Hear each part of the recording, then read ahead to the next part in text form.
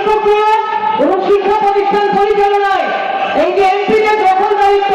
সেই দখলদারিত্ব বন্ধ করতে চাই, গণতান্ত্রিক পদ্ধতি চালু করতে চাই, ভর্তি বাণিজ্য দমন করতে চাই, কোন দলীয় নিয়ন্ত্রণ নয়, প্রতিষ্ঠান পরিচালনায় এলাকার শিক্ষাবিদদেরকে যুক্ত করে শিক্ষাবিদদেরকে নিয়ে আমরা শিক্ষার পরিবেশ নিশ্চিত করার কমিটি গঠন করতে চাই।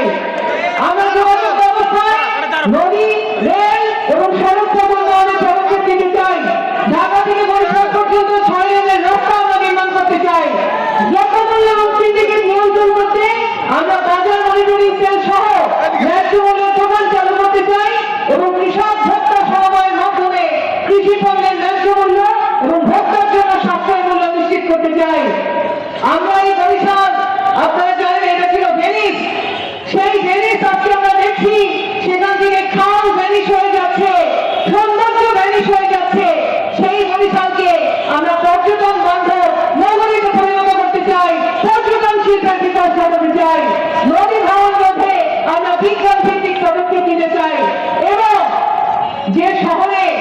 নির্বাচনের প্রার্থী নারীদের সাথে কথা বলেন না, সেই শহরে আমরা নারী বান্ধব নগরী প্রতিষ্ঠা করতে চাই, নারীদের জন্য কর্মসংস্থান বাড়াতে চাই, নারীদের জন্য কর্মজীবী নারী হোস্টেল, ডে কেয়ার সেন্টার নির্মাণ করতে চাই, নারী নির্যাতন প্রতিরোধে র্যাপিড অ্যাকশন সেল গঠন করতে চাই। যে বরিশালে এই দীর্ঘ 55 বছর ধরে শ্রমিকরা অবহেলিত ছিল, সেই বরিশালকে আমরা শ্রমিকদের জন্য সবচেয়ে বাসযোগ্য শহরে পরিণত করতে চাই, শ্রমিকদের জন্য আবাসন ব্যবস্থা, রেশনিং ব্যবস্থা চালু করতে চাই এবং শ্রমিকদের নিয়োগপত্র, সার্ভিস বুক, ট্রেড ইউনিয়ন অধিকার সেগুলি নিয়ে আমরা কাজ করতে চাই।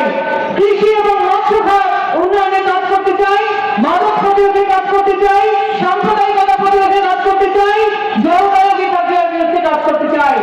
গণতান্ত্রিক অসাম্প্রদায়িক বাংলাদেশ করতে চাই, শ্রমিক বান্ধব নারী বান্ধব বাংলাদেশ করতে চাই এবং সেই বাংলাদেশ যদি করতে হয় আমরা আশা করব